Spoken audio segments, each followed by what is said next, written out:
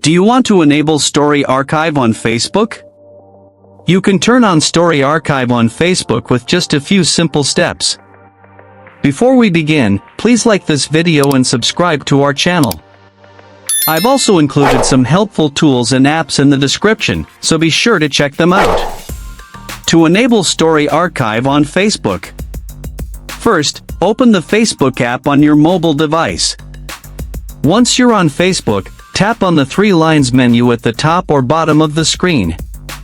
Now, scroll down and tap on Settings and Privacy, then tap on Settings from the expanded menu.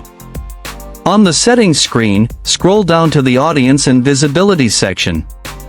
From here, find and select Stories. A new screen will open with different story settings. Here, you will see the option to turn on Story Archive. Enable the toggle switch button next to archiving your stories. Once enabled, all of your future stories will be automatically saved in your archive after they expire. You can view your archived stories anytime from the Archive section.